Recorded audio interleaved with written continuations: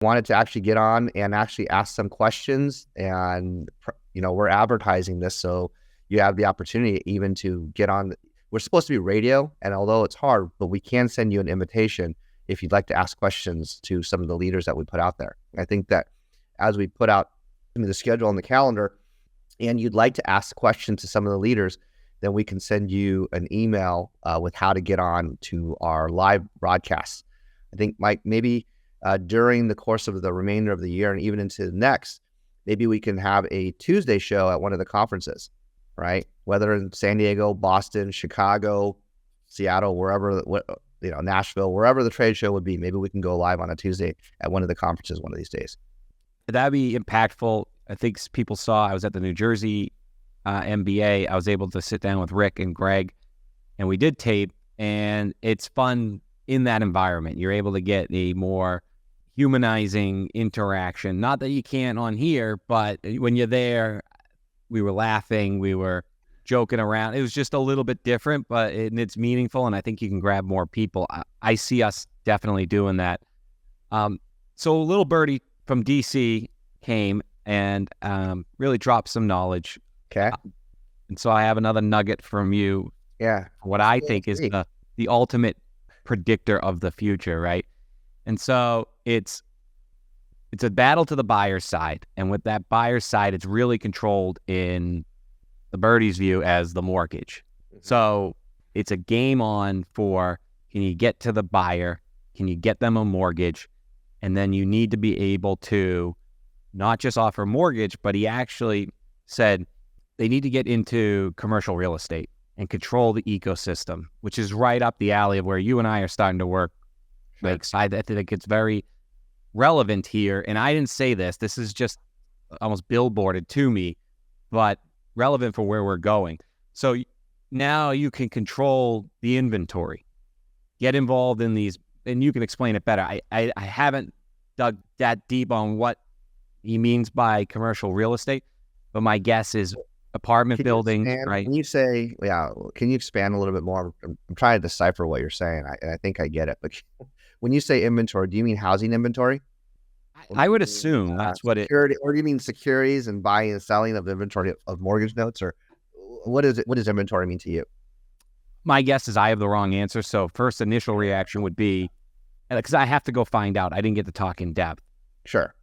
I would guess if you're getting more upstream, right? So if you are part of the 200 unit avalon of renters, for him, we're about to embark on like game on for data. Before, for a while, people were afraid of data, having too much data breaches. Is it right to have data? Do the consumers own their own data? I think the message is the mortgage industry is so far behind other industries on harvesting this data. Yes, harvesting, definitely behind the 8 ball on harvesting the data for sure. And they have the most data. But they don't harvest it. They don't do anything with it, maybe out of fear of the regulators. But it's now gotten to the point where so far behind. I think I'll give you a quick just comment. Rick Rock gave credit to Movement for being so aggressive with MSAs at a time when, courageous really, at a time when people thought they were going to crack down on that. And that really helped Movement significantly. Relevant today or not, during the boom, it certainly helped them, and right after and into today. Those that are courageous with data, I think, is the parallel I'm trying to say, that are not scared of, oh, that's not your data, it's not the consumer's data. They're just other industries out there that are harvesting this data, and those that are courageous and careful. Or confident. But it doesn't stop at mortgage, it stops with this blueprint. So I'm just going to give it one more look here. And while I listen to your thoughts to get it exactly worded correctly. I think that Casey has an extreme confidence in the type of advancements that he wants to provide, not only to the company and to his sales team, the mortgage originator. And when we talk about fear over having data, whether it's fear over providing the correct HMDA information from originator or processor back to HUD or the powers that be, and or having fear. Should we advertise this way? Should we collaborate this way? Or should we do this? Or should we do that?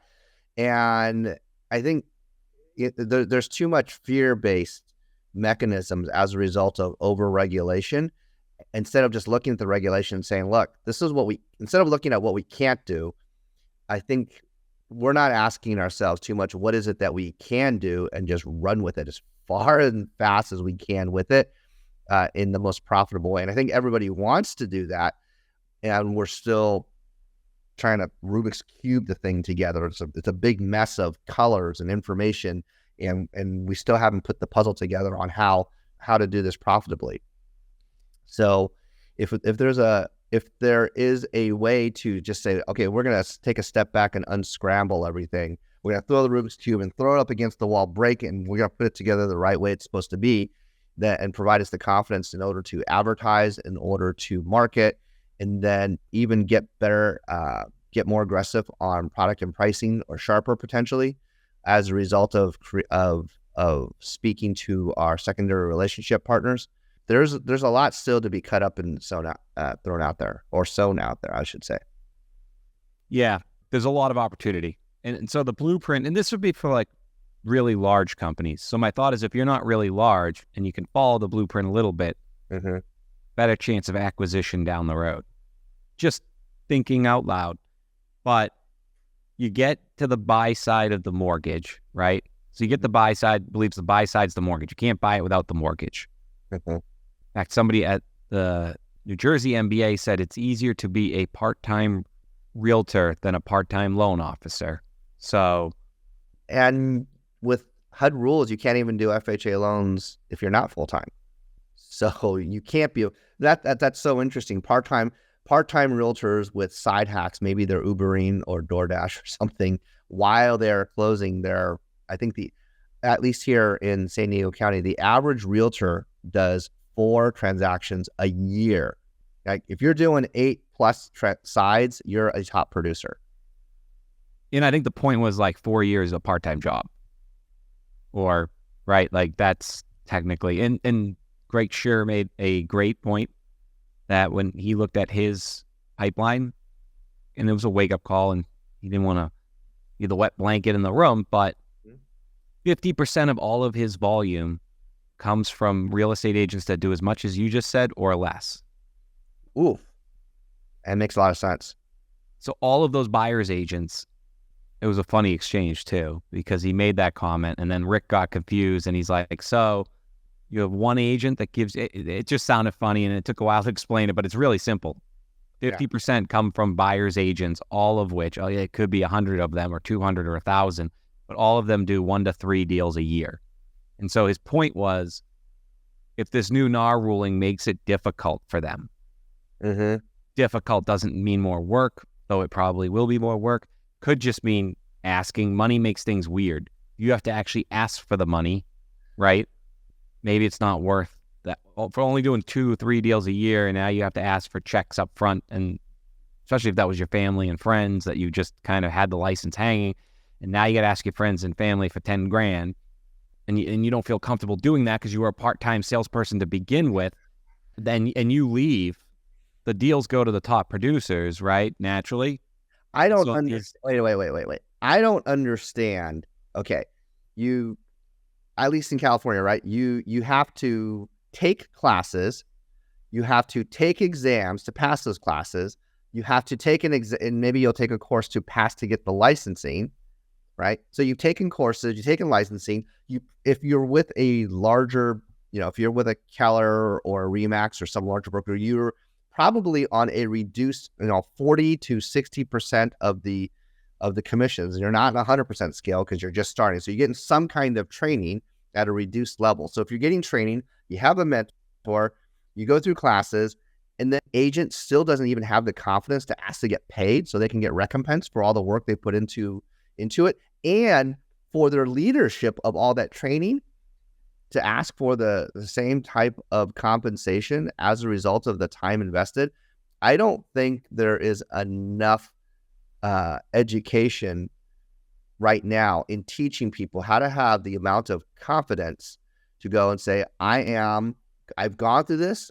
I'm not only getting reimbursed and paid for the education that I just had. It's not a college education, but every person does go through the school of hard knocks. And then to not have the confidence to ask for my 2.5% when the average person only does 4 transactions. So like if you're in San Diego and it's $1 million transaction and you're earning 25,000 gross and you did 4, which is 100 gross, which sounds great. But if you're that part-time beginning agent and you only earn $40,000 to $50,000, that really doesn't put food on the table. So you need to be able to ask for it. So I know where you're going with it. And you're just to play devil's advocate, because I do, and I don't do it for, you saw me with Anthony Lamacchia. I don't know if you saw that picture. He is the voice, right, of reason that buyer's agents are needed. I told him how much I appreciate what he does, appreciate him going on Housing Wire. He gave me a lot of kind of tea on the side of what's going on there. And I'm all for it. I just play the devil's advocate of consumer application of what I see, because that's how I'm able to create items like easy mortgage apps. It's how I'm able to reinvent myself here. It's just what I do. Doesn't mean I cheer for one side. I just like to play common sense, real world, what could happen out, and I keep playing them out. And so this one plays out too. I think real estate agents are either really good at sales or really good at marketing. And they either have to do sales or they have to do marketing. We're not talking about the really good ones anyways here, right? Sure, because they're good at both. Right. There's ones that are marketing. They go out to, and let's just take the socializers, the ones that go out and sponsor the local Little League, the ones that are involved, right, that hand out their business card and market themselves as available. They don't sell themselves as knowing the conveyance plans of or the plot plans, or they have a connection to the registry of deeds so that your closing's faster, making up stuff, right? People that are at marketing still find the sales piece uncomfortable. And right now, all they have to do is market and get chosen, and it's built-in commission. And nowadays, that way, that's all I mean. And so that those people are going to find it not harder to find people, more uncomfortable to do what they do. And is 2 deals enough to get uncomfortable and ask for money from people you know? And if they go away, it's just going to chip away at loan production of people that rely on those 1s and 2s. And it's probably going to make loan officers one of the most shameless sales opportunities for a person. You don't really, I used to teach this in my classes at UCSD Extension. It's easy entrance and it's easy exit, right? So it's easy entrance because you can take the classes fairly easily, go get your license as long as you can pass the exams. And then you're in the business, and then there are tons of brokerages. Oh, you got your license? Yeah, I'll hire you. Why? Well, because all it does is cost me time. And I'm already training 5 agents right now anyway, so you can just join in the next training session. So it's easy entrance, easy exit. One of the things that they can do a better job potentially on is shameless plugging and doing things like this. I mean, this should be like the most obvious thing. Get on LinkedIn video or Facebook Live or Instagram Live. Go do your thing and get live and get in front of people. But then, I'm scared to put my face out there. Where is your face anyway? You're at the Little League game. You're at the restaurants. You're at the Home Depot. You're at the Costco or the whatever the Walmart brand is. So get out there and do the shameless plug because you're out there anyway. It just, everything to me screams the mortgage industry and the real estate industry need to be working closer together to prevent disruption. Yes. Instead, they go back to their own ways where the realtors feel like the lenders are selling them on something all the time, can't have a conversation without selling them, right? And or the teaming up is in some way selling.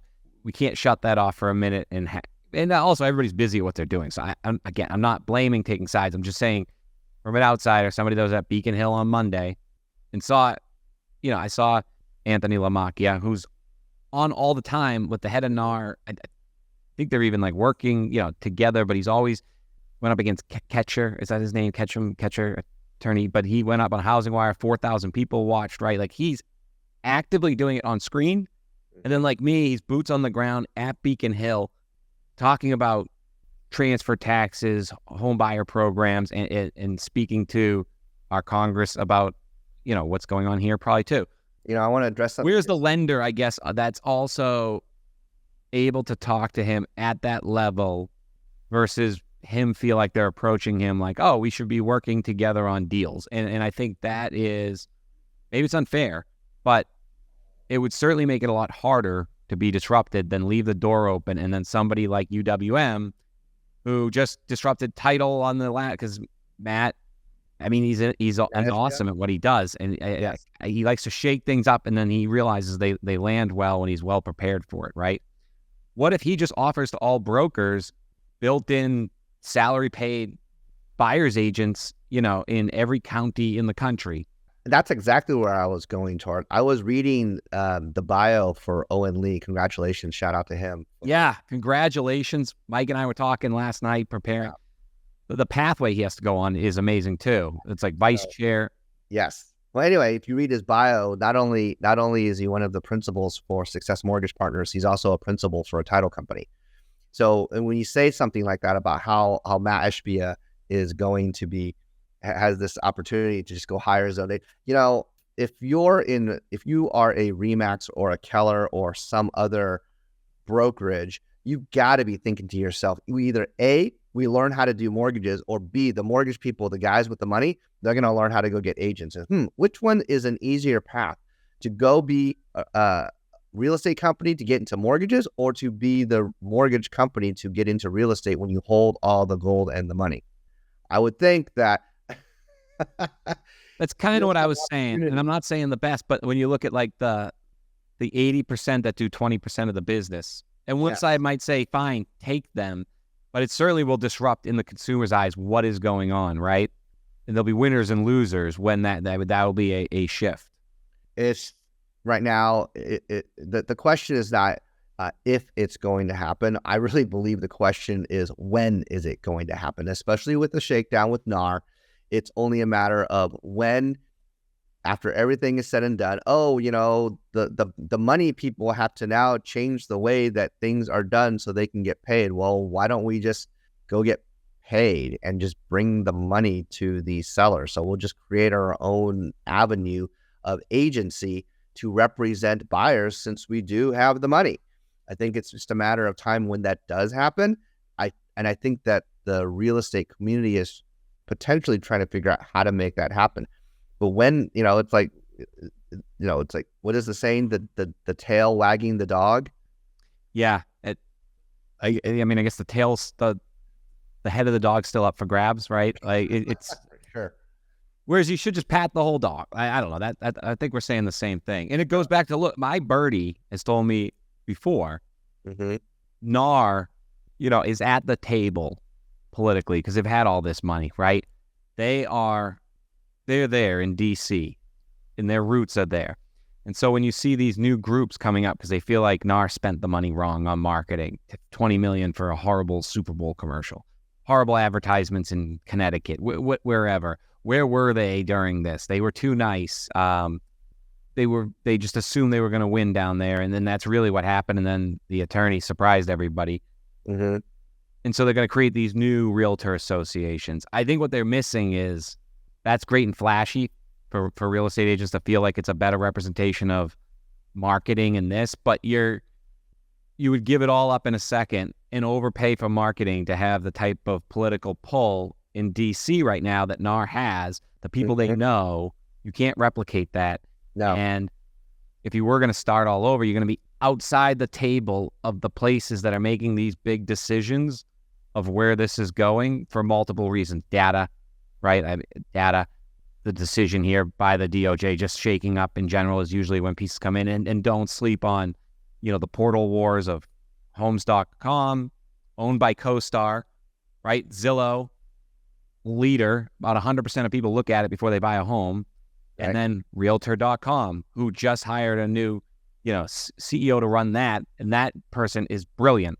And I'll be making sure that I go out to the tree and get some stuff from the birdie on that for us. But I will say this, you also have ICE.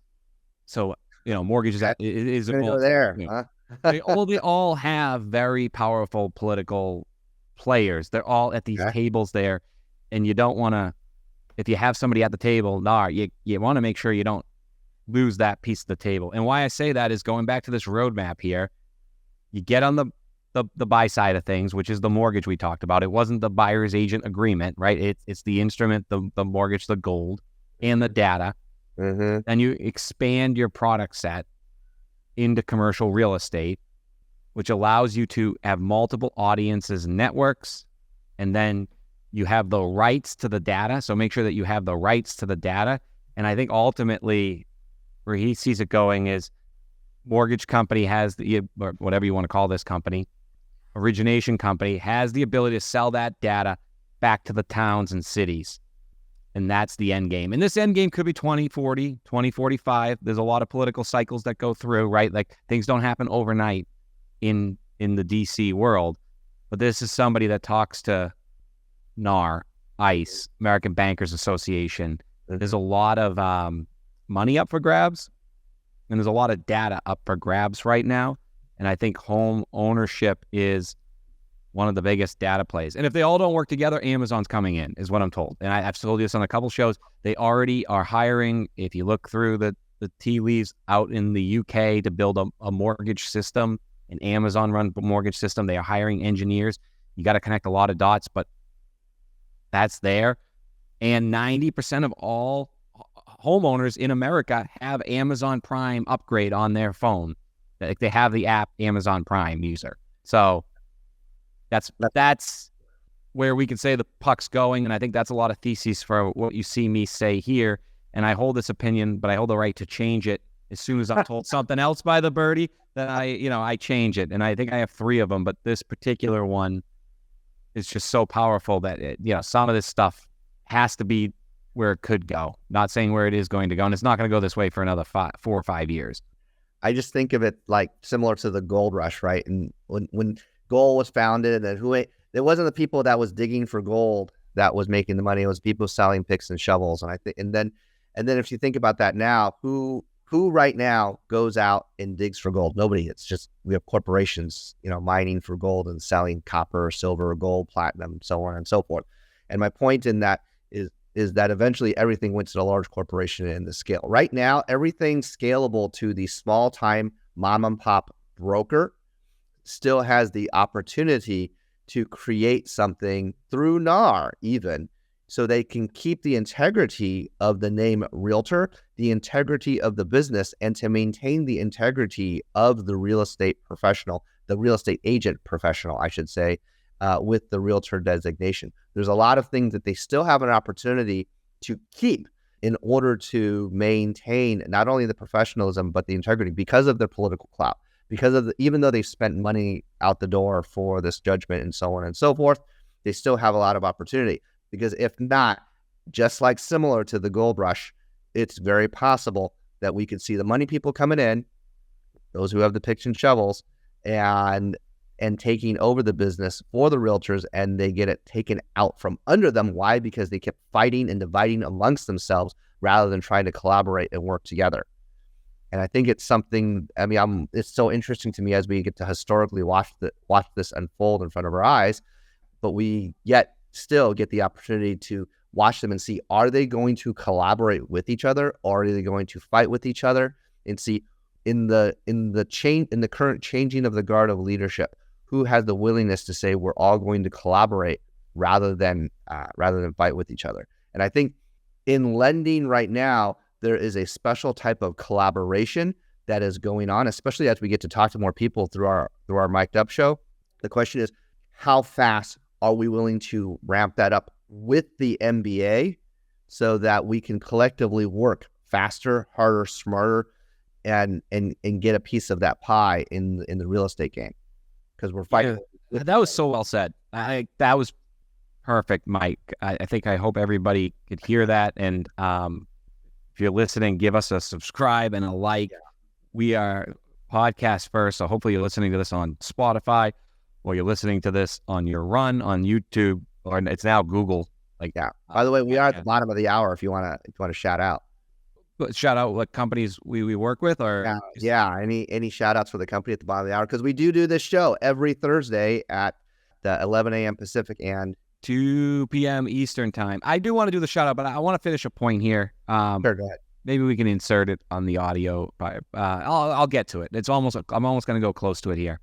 Okay. So talking about all of this, and I also am very close with some of my clients that do persona-based bots, decisioning, where I see the future. I went to Beacon Hill and we advocated locally with our local politicians, state senators and state congressmen and women. And so I was around a lot more loan officers, and I can't tell if I'm just boring around them. Do I speak at such a high level with no specific niche sometimes, it seems? Does it even a conversation?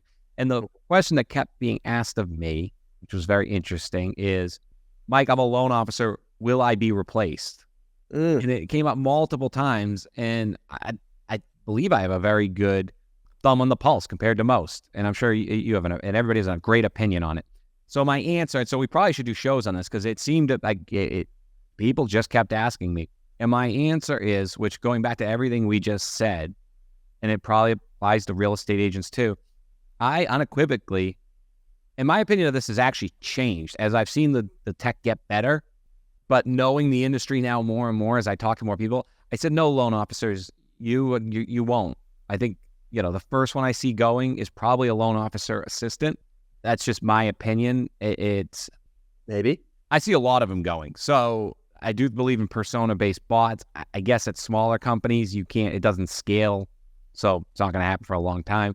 But at these larger ones, these persona-based bots that I work with, they do 95% of the work the people do. And if you can get over, the Harvard study is, you can get over 66% of somebody's job automated, the COO knows how to replace it. And there has been very little of that in the mortgage industry, so you haven't seen much of it. This company can do it.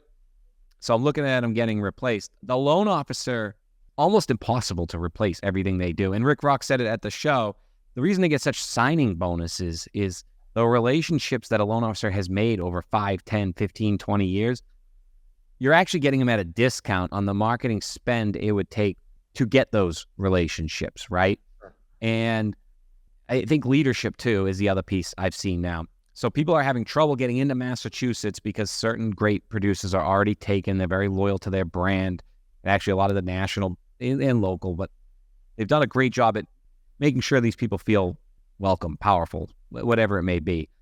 One thing so there's other companies trying to get in. I guess what I'm saying is there's a vacuum of leadership, too, that you can build a team around. There's so few of those, and there's such a thirst for that. And you're not going to find that through automation. You're only going to find that through personality. So again, loan officer, underwriter were my two that you will, I just don't see it anymore. I don't see it happening in 15, 20 years. Even everything you just learned, like listen to us about me. I wasn't saying the real estate agent or the loan officer are going away.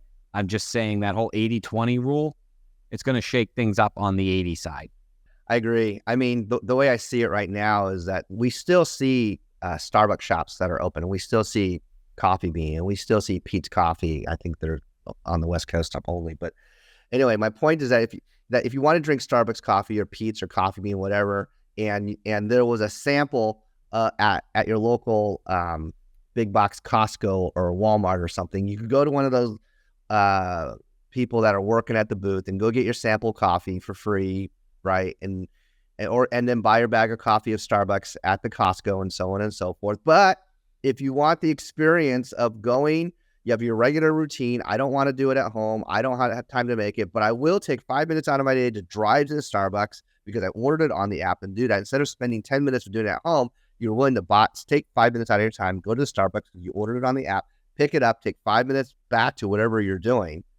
The time was the same. It was a matter of the willingness to go for the experience. So instead of going through the experience of the free coffee at the Costco, you went and had the experience of buying the coffee at the Starbucks. And I think that when it comes to financial literacy, we can get it for free on the internet or in a book off of Amazon or whatever. The type of financial literacy that Dave Savage through the Mortgage Coach and other, or through MBS Highway or whatever or Mortgage Market Guide or whatever the other services that are being offered out there, and teaching about financial literacy. I think that needs to go one step further. And although leadership at the mortgage level definitely encourages it, it's not currently a part of the curriculum to be licensed. And they don't need to make it, but if they were, then there would be a better quality of service and actually a more profitable level, potentially, of mortgage and money product that was out there for those who were willing to borrow and understand what it means to truly have literacy about money. The simple facts of how money works, about borrowing, being responsible with it, and then how to invest it, and so on and so forth. And I think that's the next level that the industry still has room to grow in. Yeah, I agree. I think segmenting your sales force would be great. Find out what they're good at and empower them to be better. And the ones that really can't sell mortgages today, maybe help them get into this financial literacy of selling mortgages tomorrow and working the relationships, because it's hard to have the person that can get busy and lose track of everything be your official financial literacy person. And if you're using the tools to get out there, maybe somebody long-term can help people download it. And then on the other side, I just see you and I starting to work with these lenders, these IMBs, and teach them some of the large IMBs that were guests on here. I've talked to you at your family office, which has opened up other family offices. And, I'm circulating it now. People are wondering, but mortgage companies are capable of getting into the commercial space, the private money space, the equity space, right? Yep. And you're losing opportunity if you're not doing it now because of where the yield curves are, because of where the equity is, and so we can dive into that now. But I think you could get loan officers that maybe are in a slump, and this is how they can break it out. And why? I think some of these items are easier to advertise as we do these podcasts. People like to tune in and say, maybe I don't want to own a home, even though we think that's how they should build generational wealth, but I do want to leverage this $45,000 I just inherited, and I am handy, and I always wanted to own some flip. They might not be ready to buy today, but that type of audience shows up to learn more. And so if you had that arrow in your quiver, and you can bring that to them, I just think it aligns, Mike, with how marketing is today. If more companies work like the IMBs we're now talking to, or you could teach them how to do it. You want to talk about that a little bit?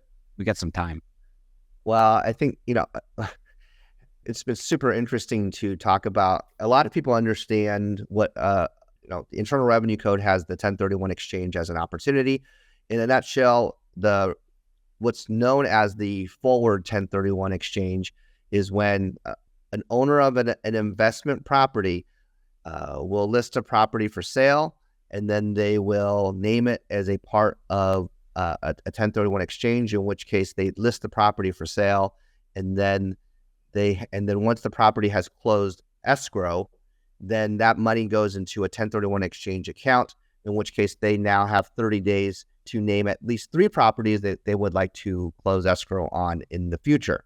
And a lot of people know how to do that because it's commonly done, and they use it to push the tax burden of capital gains down the road.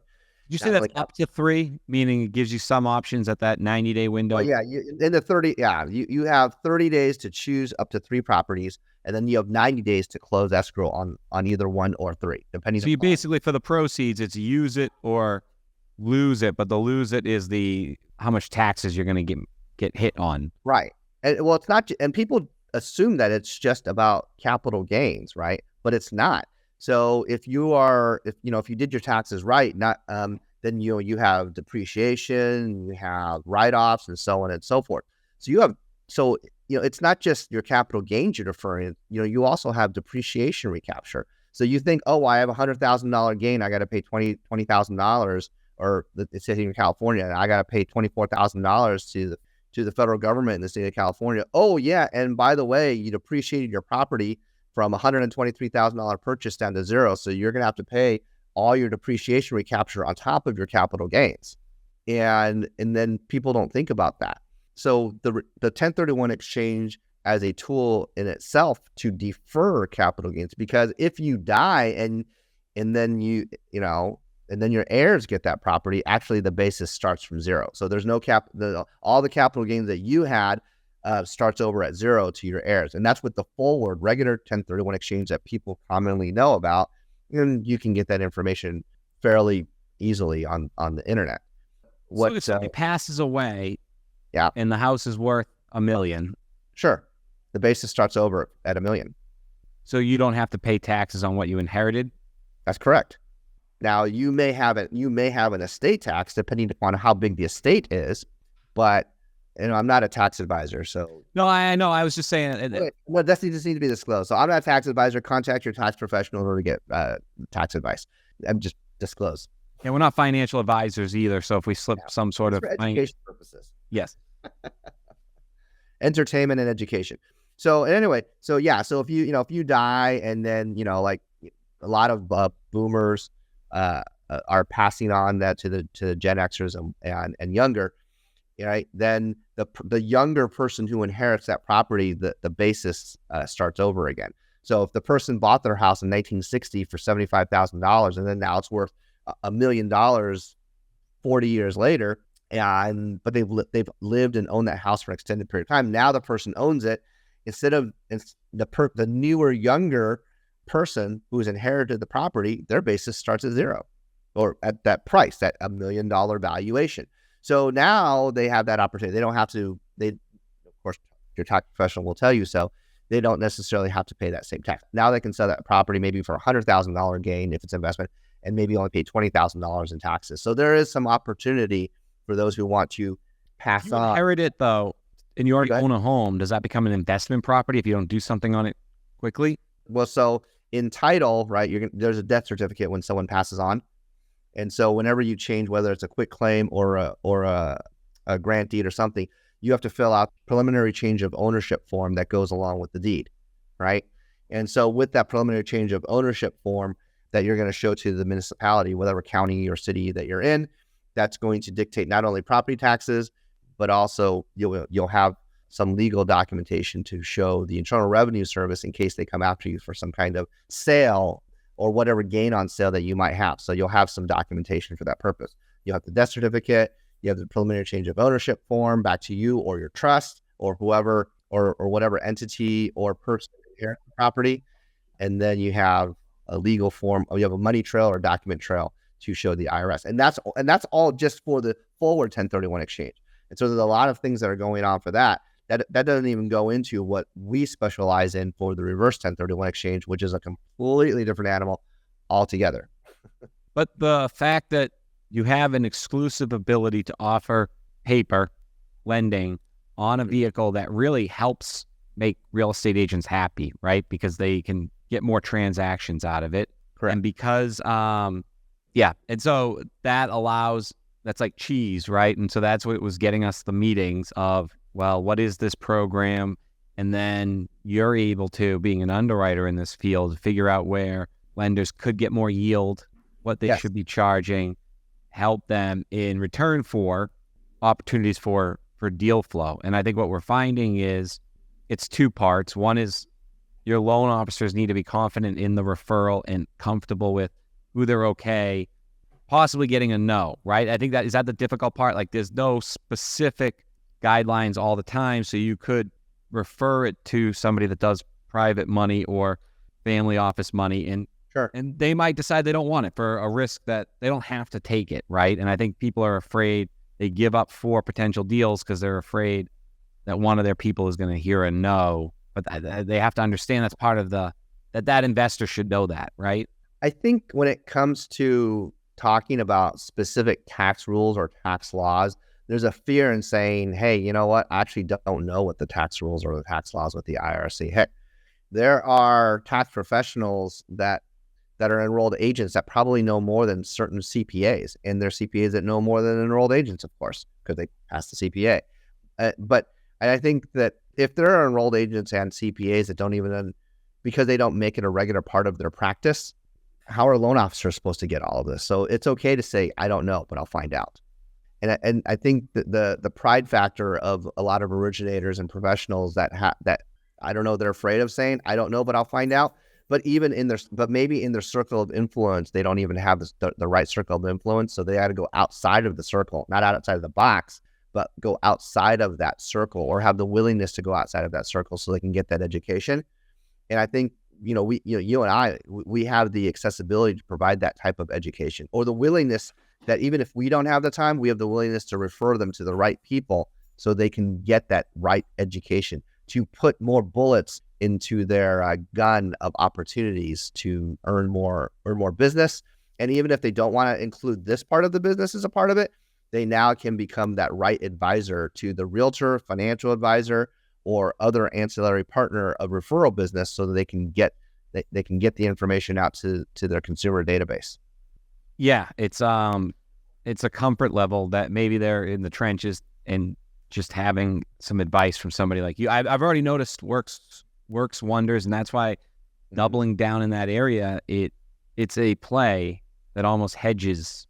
And if you don't want to do seconds in the equity game, you want to get into the equity game, it's certainly a great way to practice and start and build a nice servicing portfolio on that side of the house. Or not even service, it's quick, right? So it's almost like funnel flow, and the ability to, almost back to the birdie, just stay in tune with what's being developed in your market, and it will make you stronger down channel.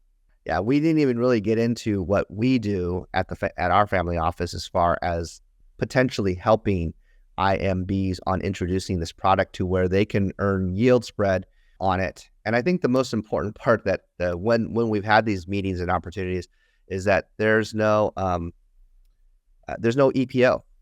I mean, it hasn't been. I mean, because the values of the face values of these notes don't collide, even if rates were to come down, it's still, because of the yields that these are at right now, it's just not as painful. So I think that if there's an IMB that would like to know more about how they can capitalize on the ability to get another product that is, I don't know, it's not really non-QM. I would call it more private credit. I don't want to say hard money, because that has such a terrible reputation, because now you're getting large institutional independent mortgage bankers involved on their own warehouse line of credit, where it could be sold off to a private credit facility like a family office. And I think that's it's not something that is widely known, but there's still $3 trillion of private credit liquidity that's available right now. And it's currently underutilized. And I've only seen one IMB or two IMBs, I should say, at these private family office meetings, and they're still under the radar, really under the radar. And so it's still an exciting time for opportunity right now. Yeah, if you're an IMB leader and you have loan officers out there in the field, and they know people that used to call, the accountant's friend and pay, whatever it was, 16% interest and 4 points plus 2 points to everybody that introduced to everybody along the way, right? There's new software out there that allows people to go online and really apply for these quickly. And if you can be there and offer a better level of service, then not only are you, from what I've seen, not only will you start building a winning book and a winning portfolio, you have something that is almost like the watermark line to know where you should be. Talk to Mike about being a little bit higher, a little bit lower to win that. But it's liquid. It's, like you said, you can get on warehouse line. Right now is the time to don't treat it like hard money and you're pulling it out of a sofa. There's delivery models to make. You could do them one at a time. Like I was listening to the second lien panel and Spring EQ was talking, and they spoke about, for our decrypted. So decrypted is really going to be just acronyms or words in the mortgage industry. So we had Rick Rock tell between delegated and non-delegated in our video. And Michael Zhao will tape one. I believe you can. I'm just telling you right now, you didn't already know this. Okay. But just like a whole loan bulk trading, because the guy at Spring EQ, like what's the difference, was talking about how IMBs need to start doing these equity plans. Yeah. And they can, one at a time, sell them off the line, off their warehouse line after they close, but they naturally want to bulk them And Spring EQ said themselves that they've been there at 4 points when they started, and when they went to sell this bulk, they were at 0. Like there was no, but that they're predicting that won't happen right now. The liquidity is so strong in that second market that you don't have to worry about it. But it doesn't mean you shouldn't practice delivery before you get right into that bulk trading. And it's probably the same with you, right? Like before you become a private credit facility, right here every Thursday in front of you is the team, really led by Michael Zhao. But my enthusiasm that I've seen it work, and I can get you some testimonials.